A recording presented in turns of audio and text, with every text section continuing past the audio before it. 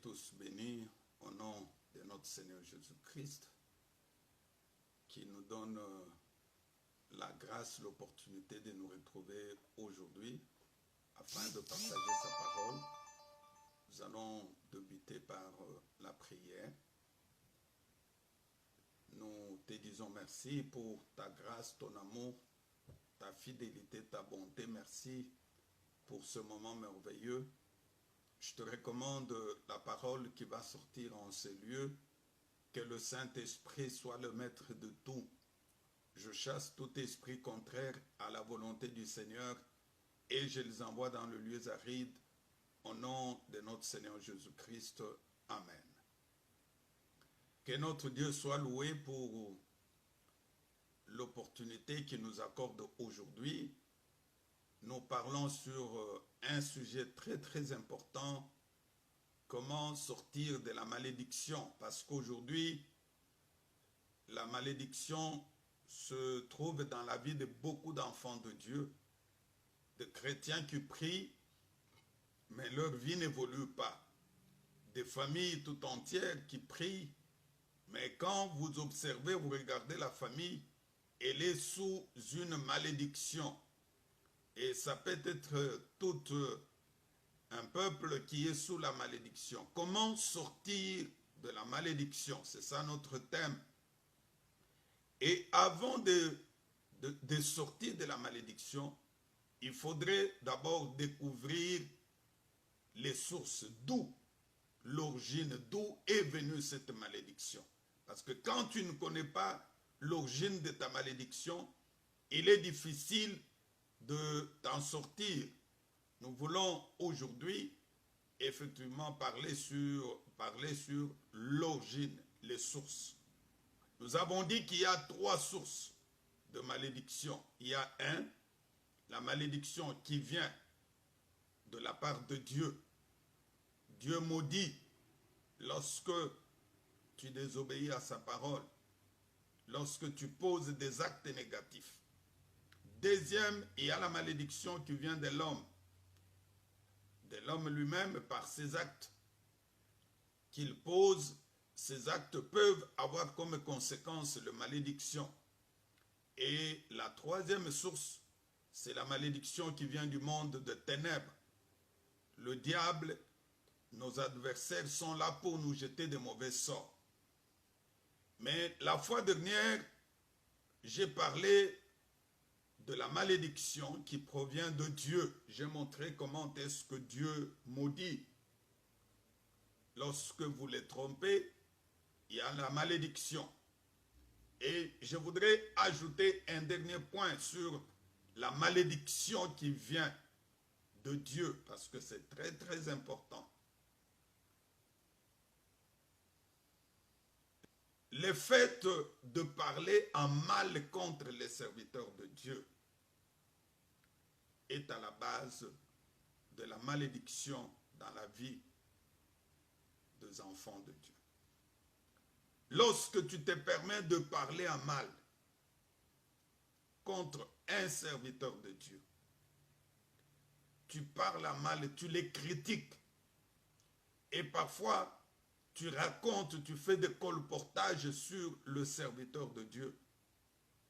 Cet acte-là est à la base de la malédiction dans la vie de beaucoup d'enfants de Dieu. J'aimerais qu'on lise dans les livres des Nombres, chapitre 12, à partir de verset 1.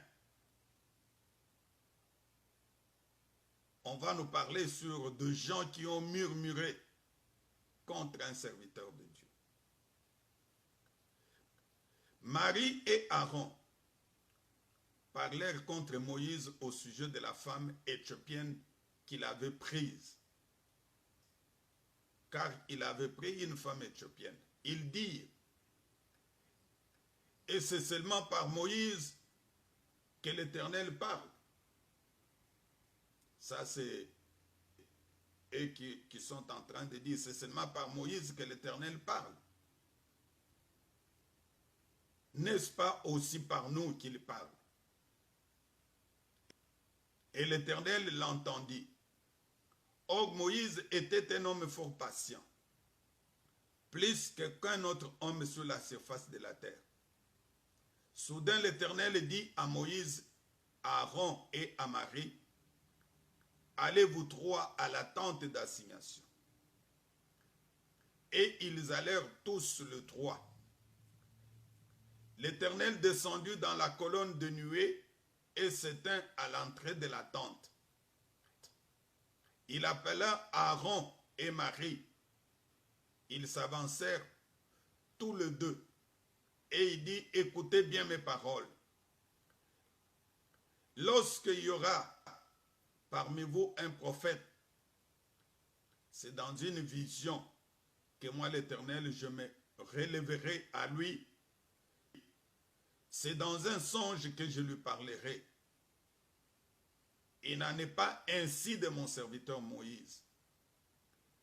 Il est fidèle dans toute ma maison. Je lui parle, bouche à bouche. Je révèle à lui sans énigme. Il voit une représentation de l'Éternel. Pourquoi donc n'avez-vous pas craint de parler contre mon serviteur, contre Moïse? La colère de l'Éternel s'enflamma contre eux et il s'en alla.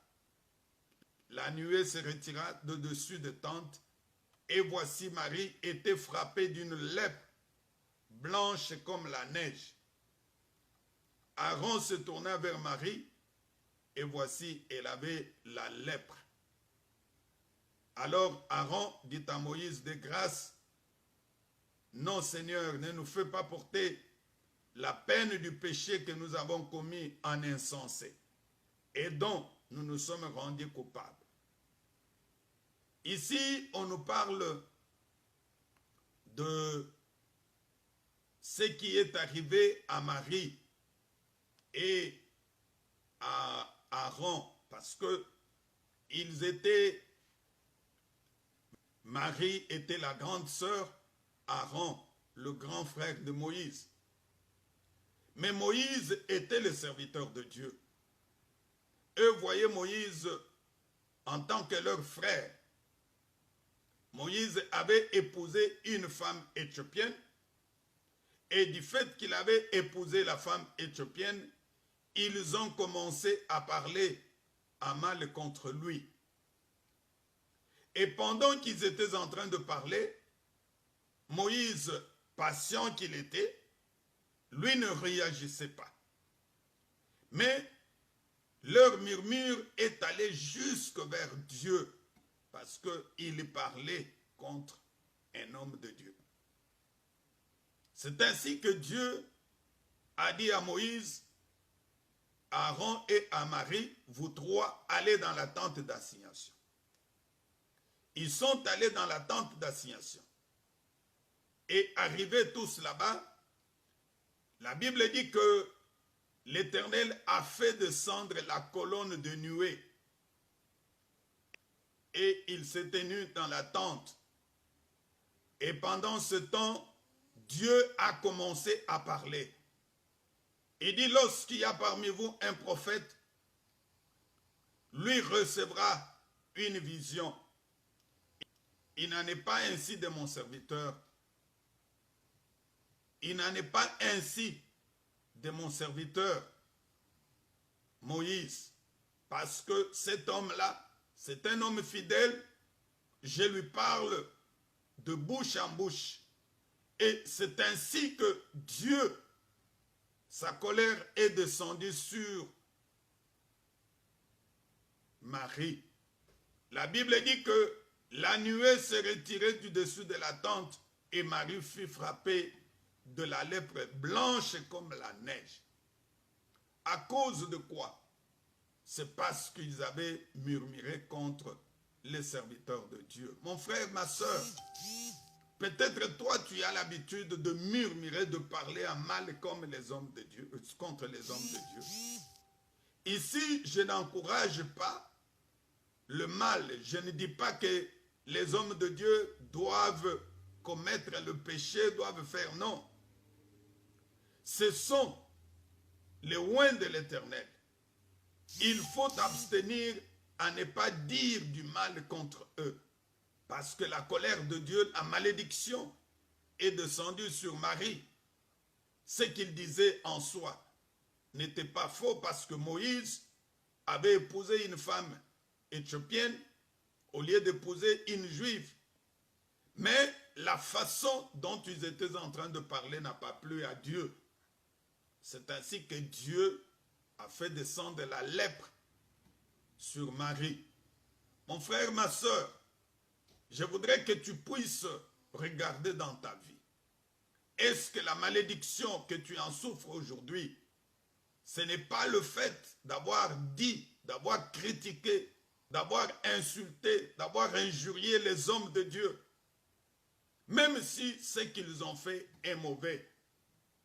Et le Seigneur ne t'a pas autorisé, ne t'a pas permis de le faire. Il dit d'ailleurs, dans Psaume chapitre 105, verset 15, il dit, ne touchez pas à mes oins et ne faites point du mal à mes prophètes. Ça, c'est Dieu qui les dit. Ce sont ces oins. C'est un oin de l'Éternel.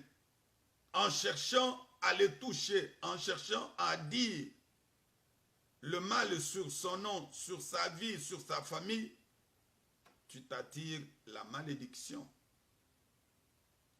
Et lorsque nous les voyons même dans la vie de David, lorsque le roi Saoul était en train de le poursuivre pendant que David fouillait le roi Saoul, Dieu avait permis que David puisse arriver même là où se trouvait le roi Saoul.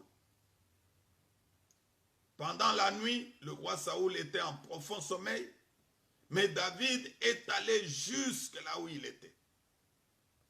Les serviteurs de David lui ont dit de tuer Saoul. Il a dit non, je ne peux pas mettre ma main sur le oint de l'Éternel. Et qu'est-ce que David avait fait? David s'est contenté seulement de prendre la lance et la cruche. Et lorsqu'il a pris ces choses, une fois qu'il s'est retiré, il a commencé à crier. Et en criant, le roi Saoul se réveillait et il a constaté que David était arrivé même là où il était. Mon frère, ma soeur, lorsque le Seigneur parfois te donne l'opportunité de rencontrer ton ennemi, peut-être tu as tendance de chercher à les tuer. Tu as tendance à chercher à ce qu'ils disparaissent. Peut-être dans la volonté de Dieu, il veut à partir de toi que cette personne-là puisse se convertir. Si tu as l'habitude de dire du mal contre les hommes de Dieu, fais attention parce que tu risques de t'attirer la malédiction pour rien.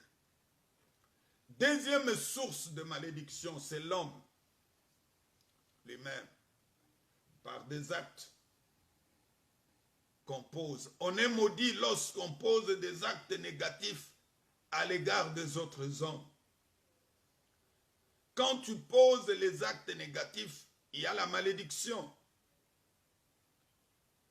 Premier acte négatif que tu peux poser en fonction de l'autre homme, c'est le fait de mépriser les hommes, de mépriser ton père ou ta mère.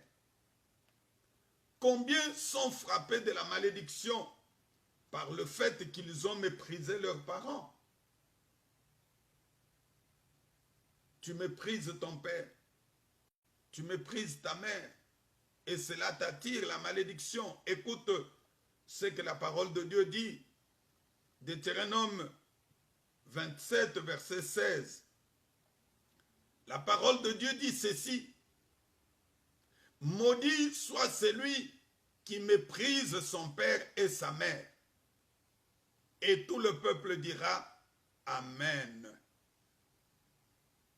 Lorsque tu méprises ton père, tu méprises ta mère, sache que tu es sous la malédiction. Lorsque tu dis du mal, tu dis un mal contre tes propres parents, cette maman-là qui t'a gardé dans son sein pendant 9 mois, elle a accepté de te mettre au monde. Ils t'ont fait grandir. Aujourd'hui, si tu es tel que tu es, c'est grâce à ces parents-là. Ils ont eu le temps de t'éduquer, de te faire grandir, de te faire étudier. Même si aujourd'hui, tu es une grande personnalité, tu es une grande autorité, sache que c'est grâce à tes parents que tu te retrouves dans cette position. Une fois que tu méprises tes parents, que tu méprises ton père, ta mère, sache que tu t'attires la malédiction sur toi. Combien sont maudits à cause de ce qu'ils ont fait à leurs parents? Voyons voir dans le livre de Genèse, chapitre 9, versets 20 à 25. Ici, on nous parle de l'histoire de Noé, ce qui est arrivé dans sa vie après le déluge, parce que la vie ne s'était pas limitée seulement dans l'arche.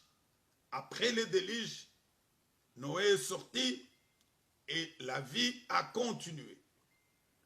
La Bible dit que Noé commença à cultiver la terre.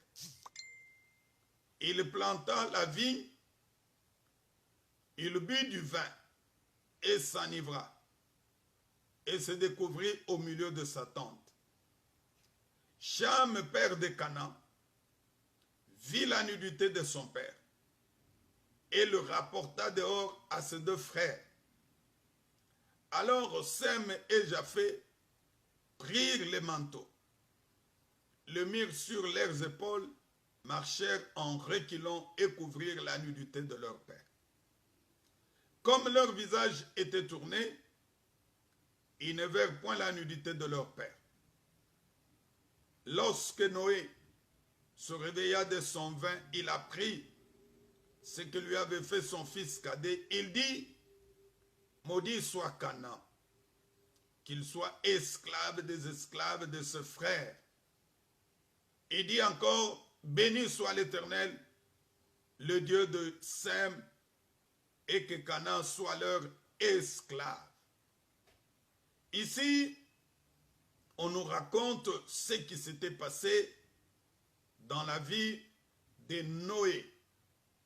Après le déluge, il a commencé à cultiver la terre. C'est ainsi qu'il a planté la vigne dans son champ. Un jour, il a bu le vin. Il s'enivra et se découvrit au milieu de sa tente. Souvent, on parle de la boisson. On dit qu'un chrétien rempli du Saint-Esprit ne peut pas prendre de la boisson. Il y a d'autres frères et d'autres sœurs qui discutent sur ça. Et parfois, ils créent de discussions inutiles. Si vraiment tu es rempli du Saint-Esprit et que le Saint-Esprit marche avec toi, mon frère, ma soeur, je te dis, tu ne peux pas continuer à prendre la boisson. Lui a pris le vin, il s'est enivré. Mais curieusement, il s'est retrouvé dans sa tente sans habit. Mais l'un de ses fils, parce qu'il en avait 3, il y avait Cham, Sem et Japheth. Cham est entré dans la maison, il a vu la nudité de son père. Il est venu rapporter à ses 2 frères, et curieusement, les 2 autres ont pris les manteaux, ils sont rentrés par derrière, jeté les manteaux pour couvrir la nudité de leur père. Ils n'ont pas vu la nudité de leur père.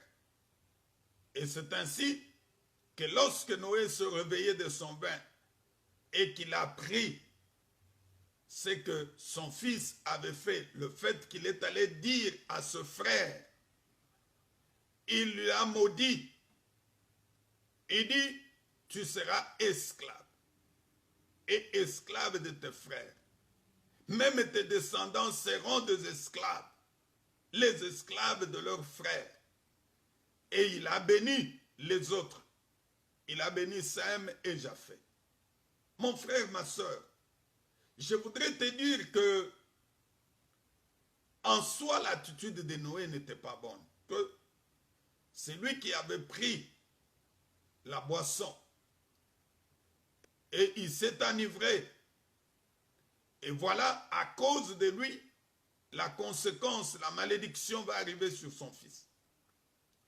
Quel est le mal que Cham avait fait? C'est de pouvoir raconter à ce frère. Si lui, quel que soit le fait d'avoir vu la nudité de son père, il avait pris automatiquement le manteau comme les autres l'ont fait, il est allé couvrir ce frère. Je crois qu'il ne pouvait pas arriver à cette situation. Mon frère, ma soeur, Noé s'était livré à l'alcool et s'était mis dans une position embarrassante. Ce qu'il avait fait n'était pas bon, il était complètement nu. Aujourd'hui, tu peux te retrouver dans cette situation. Peut-être ton père est un alcoolique. Il est ivrogne. Peut-être c'est un impudique. C'est quelqu'un qui pose des actes qui ne sont pas corrects. Ça peut être aussi la même chose avec ta mère. Mais quel que soit cela, tu ne seras pas obligé à étendre la nudité de ton père au vu de tout le monde. Tu ne seras pas obligé de dire des choses honteuses de ton père au vu des autres. Non. Même si votre père vous a abandonné, il vous a laissé à la maison pour aller vivre avec une autre femme. Bien-aimé, je voudrais te dire, ne te mets pas à raconter ces choses à d'autres personnes. Au contraire, mets-toi à genoux. Dites à Dieu, c'est toi qui nous as donné notre Père. Voilà qu'aujourd'hui, il nous a abandonnés. Il est allé vivre ailleurs. Tu es capable de les convaincre. Tu es capable de toucher son cœur. Tu es capable de le ramener à la maison. Tu es capable de transformer sa vie. Dieu le fera. Au lieu de te mettre à commencer à vilipender ton père ou ta mère ou tes parents. Non. Ces choses attirent la malédiction dans la vie de beaucoup de personnes. Est-ce que ce n'est pas le cas pour toi aujourd'hui? La Bible dit qu'il faut honorer ton père et ta mère. Est-ce que tu les honores comme la parole de Dieu le déclare? Matthieu chapitre 15, verset 4. Écoute ce que la parole de Dieu dit. Les Écritures disent, car Dieu a dit, honore ton père et ta mère, et celui qui maudira son père ou sa mère sera puni de mort. Lorsque tu n'honores pas ton père, tu n'honores pas ta mère, c'est la malédiction qui va te suivre aujourd'hui. Nombreux vivent dans la malédiction du fait qu'ils n'ont pas honoré leurs parents. Même si cette maman-là qui t'a mis au monde, elle est de petite taille, toi tu es géant, tu es grand, aujourd'hui tu as beaucoup d'argent, cette mère-là qui t'avait mis au monde est devenue sorcière, ce papa-là est devenu sorcier, il ne faut pas commencer à raconter des choses sur leur vie parce que tu vas t'attirer de la malédiction. Regarde, Cham avait déshonoré son père, lui et toute sa postérité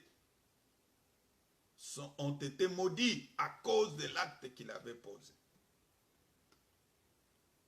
Si tu te retrouves dans cette situation, mon frère, ma soeur, et que ta malédiction a comme origine le fait d'avoir déshonoré tes parents ou avoir déshonoré d'autres personnes, parce qu'il y a beaucoup de gens qui sont maudits parce qu'ils ont déshonoré certaines personnes. Tu dis à une maman, va-t'en, et quand cette maman-là, elle est en train de ruminer du fond de son cœur, sache que mon frère, la malédiction viendra sur toi.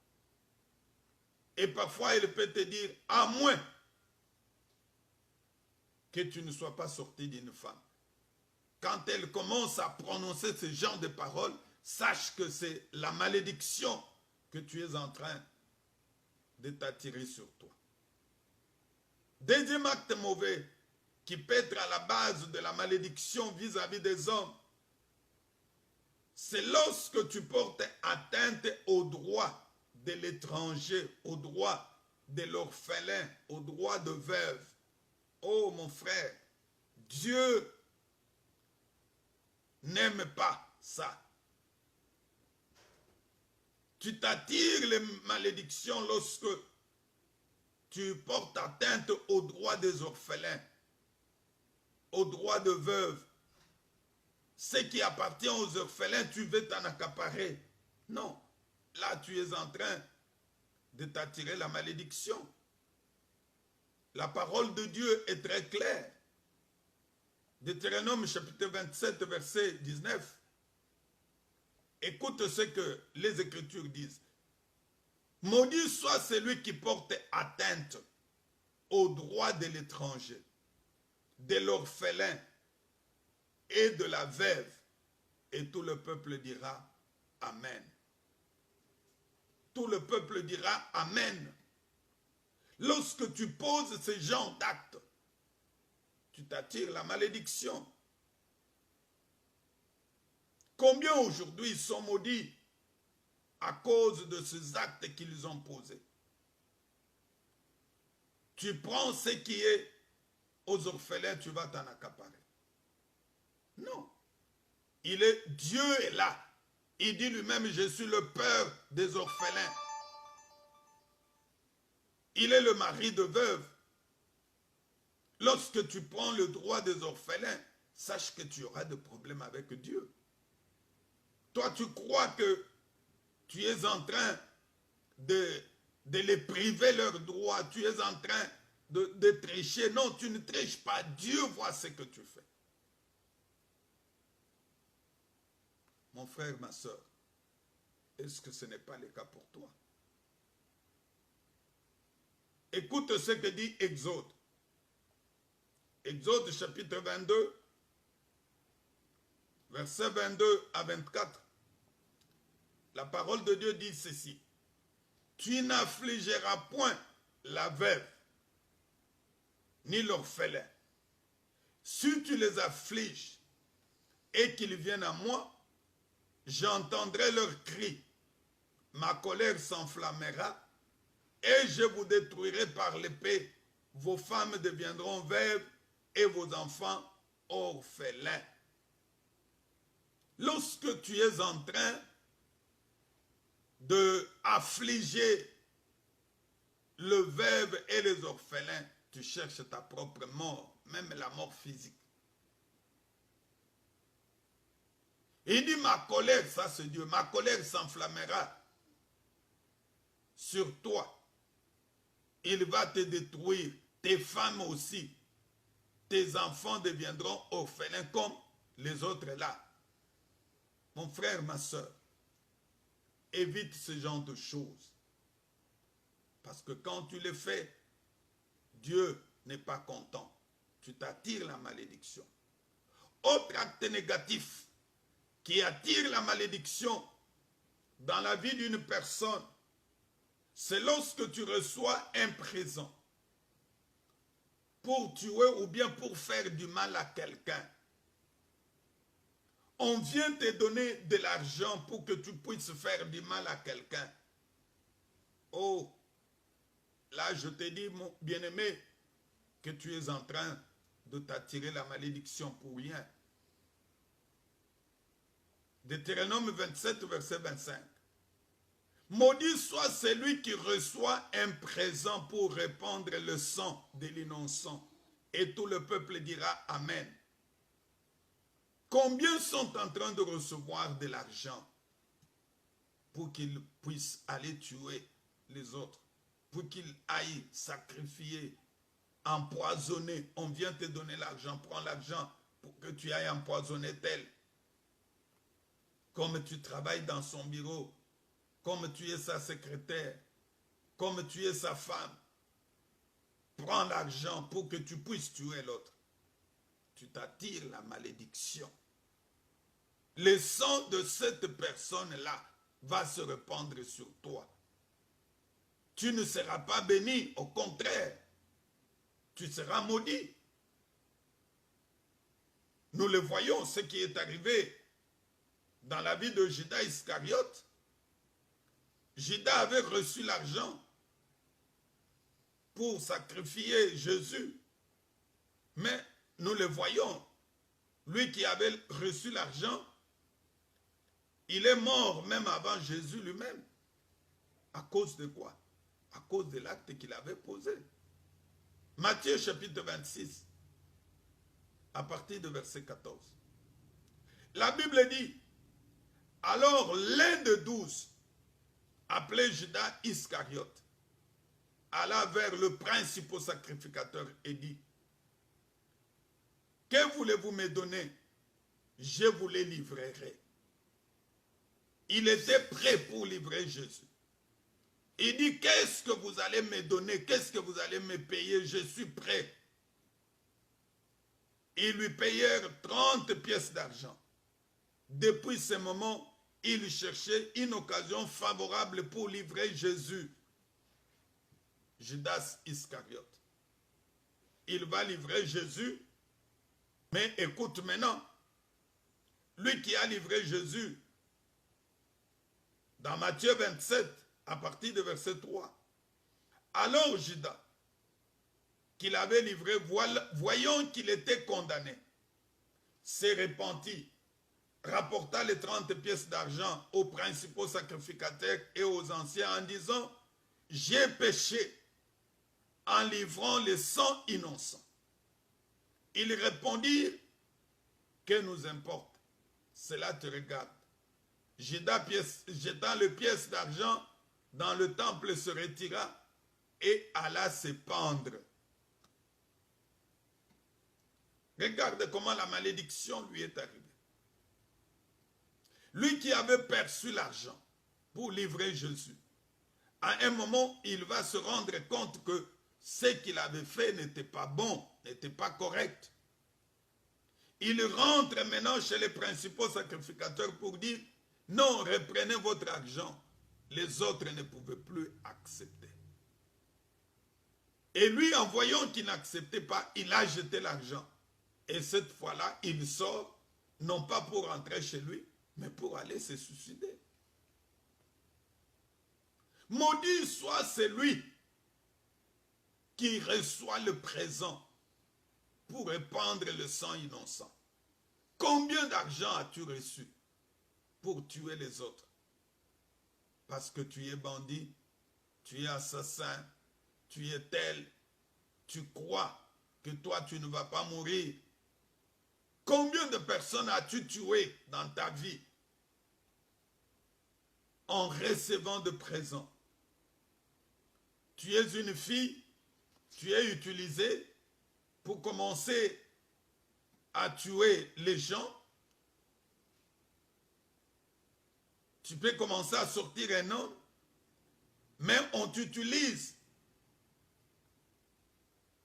Peut-être pas le service de renseignement, et lorsqu'on t'utilise, tu arrives pratiquement à tuer cette personne.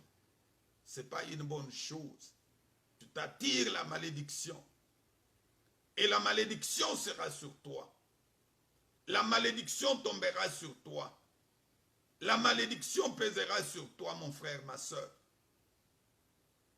Autre acte mauvais qui cause encore la malédiction dans la vie de gens, C'est lorsque tu poses, écoute ce que la Bible dit, Matthieu, chapitre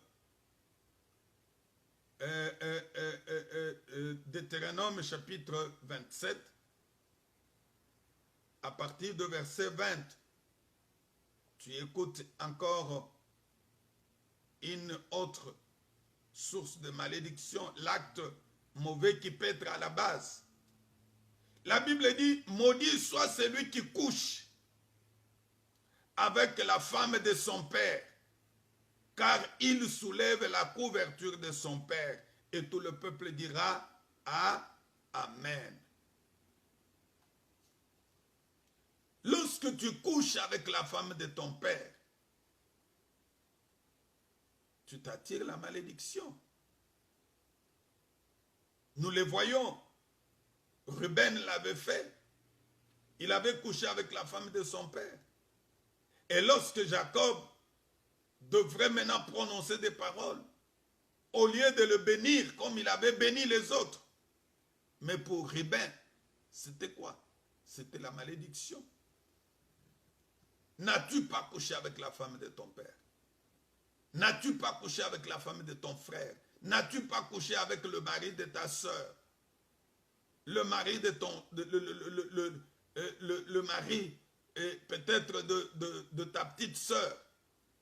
Ces choses attirent la malédiction. Aujourd'hui, tu cherches le mariage, ça n'arrive pas. Parce que tu es sous la malédiction. Tout à l'heure, je venais de causer avec une soeur. Elle me parle, elle me dit, papa, j'en ai marre avec cette vie. Aujourd'hui, j'ai 40 ans. C'est une femme. Elle dit, j'ai 40 ans. Je ne suis pas encore marié. C'est une malédiction. Je lui ai posé la question. Regarde un peu ta vie. Rentre un peu du fond de ta vie. Dans ta façon de marcher.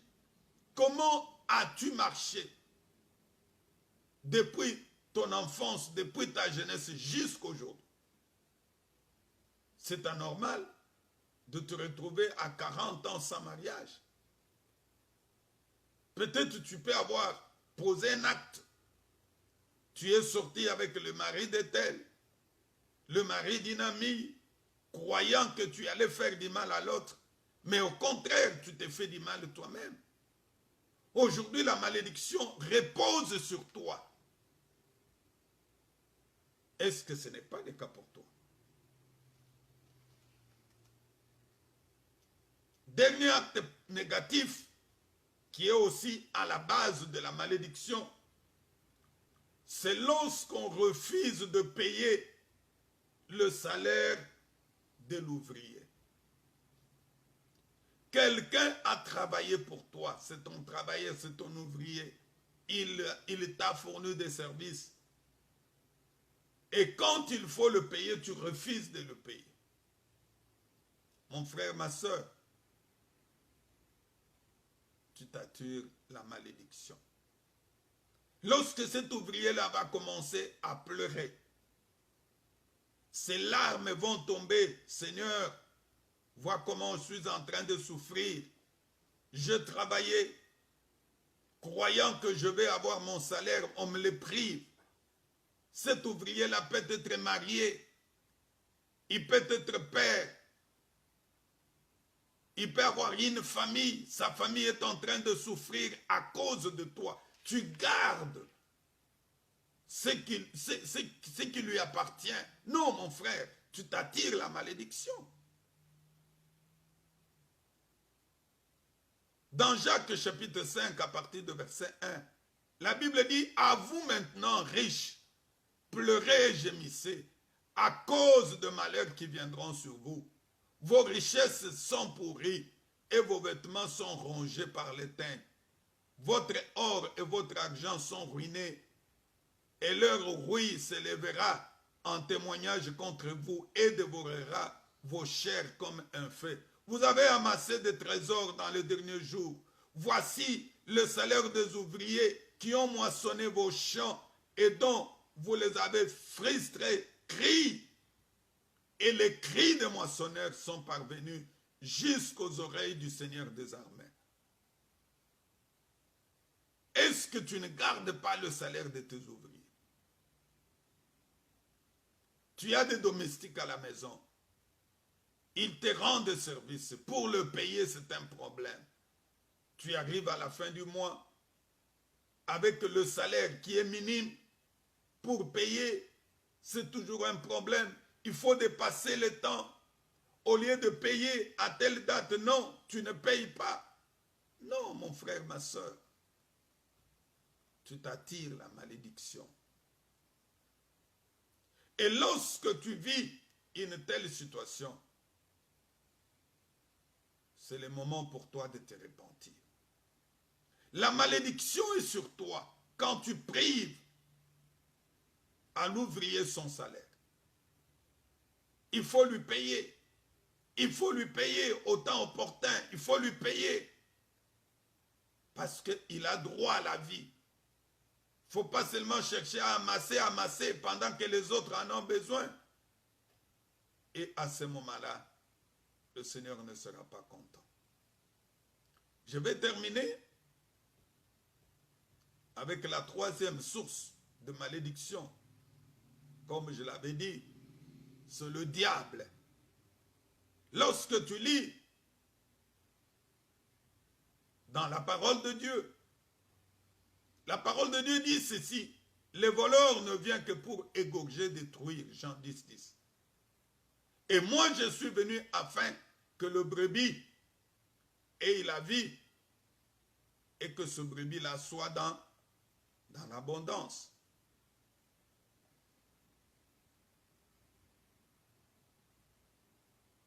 Il y a la malédiction qui vient de la part de l'ennemi du diable,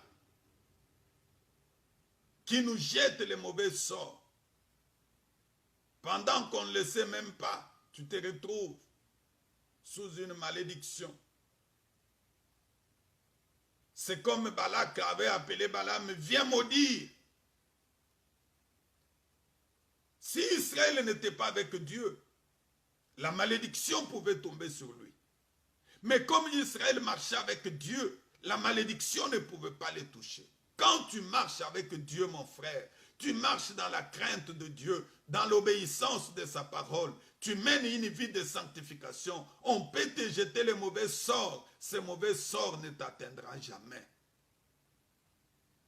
Christ n'est pas mort à la croix pour que la malédiction continue toujours à demeurer dans ta vie, non. Christ est mort à la croix pour nous faire sortir de la malédiction, pour nous délivrer de la malédiction. Mais si la malédiction continue dans nos vies jusqu'à aujourd'hui, c'est parce que nous vivons dans le péché. Il y a de mauvais sorts qu'on te jette jusqu'à aujourd'hui. C'est parce que tu n'as pas Jésus dans ta vie. Même si tu as accepté Jésus, tu l'as accepté par formalité. Même si tu te dis chrétien, tu ne vis pas la vie chrétienne comme il faut. Tu es chrétien par les noms, mais tu n'es pas chrétien par acte. Tu ne poses pas les actes qui prouvent réellement que tu es chrétien. C'est ce qui est à la base de la malédiction qui demeure dans ta vie jusqu'à aujourd'hui. Est-ce que tu peux comprendre que le moment est arrivé pour que tu sortes de cette malédiction? Même si la malédiction est arrivée dans ta vie à cause des actes que tu avais posés, mais il n'est pas tard que le Seigneur agisse dans ta vie. Il est question seulement de te repentir. Même si la malédiction vient de la part de Dieu, la repentance est la voie par laquelle tu peux sortir de cette malédiction. Je voulais aujourd'hui que tu comprennes l'origine, la source de ta malédiction. Lorsque tu comprendras d'où est venue la malédiction, ça va te permettre de prier, ça va te permettre de chercher la face de Dieu. Et quand on va prier pour toi, mon frère, ma soeur, je te dis, tu seras délivré. et tu verras ta vie changer. Tu ne peux pas te dire chrétien et continuer à vivre sous la malédiction. Non. Un chrétien est appelé à vivre au-dessus de la malédiction. Mais aujourd'hui, il y a des chrétiens, il y a ceux qui se disent chrétiens, mais qui vivent, quelqu'un prie, sa vie est sous une forte malédiction. Non, tu n'es pas chrétien. Ta vie n'est pas en règle avec Jésus-Christ. Jésus ne peut pas se contredire.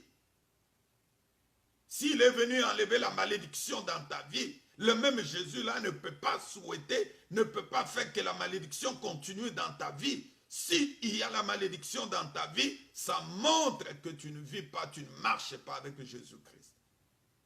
Aujourd'hui, c'est ton jour. Rentre du fond de ton cœur. Quelle est la source? Quelle est l'origine de ta malédiction? Mets-toi à genoux. Commence à te repentir. Et tu vivras la gloire de Dieu. Prions. Père, merci pour cette parole. Parce que tu as voulu aujourd'hui que nous puissions encore parler sur les sources, l'origine de la malédiction. Je voudrais que mes frères, mes sœurs qui m'ont suivi et qui me suivront soient grandement bénis, édifiés et que la main puissante de Dieu les accompagne au nom de notre Seigneur Jésus-Christ. Amen. Que mon Dieu vous bénisse, soyez bénis grandement. Tu peux nous suivre sur notre chaîne YouTube, Cité de la gloire de Dieu. C'est là où il y a toutes les prédications. Tu peux vraiment t'abonner aussi sur notre chaîne et partager nos enseignements avec plusieurs personnes. Le Seigneur va grandement te bénir. C'est le pasteur Jacques Ilunga. Je suis le pasteur responsable de l'église Cité de la gloire de Dieu qui est sur l'avenue Rivière numéro 1, commune de la Gombe, dans la ville de Kinshasa. Mais actuellement, je ne suis pas à Kinshasa, je suis en dehors du pays. Que mon Dieu vous bénisse. Amen.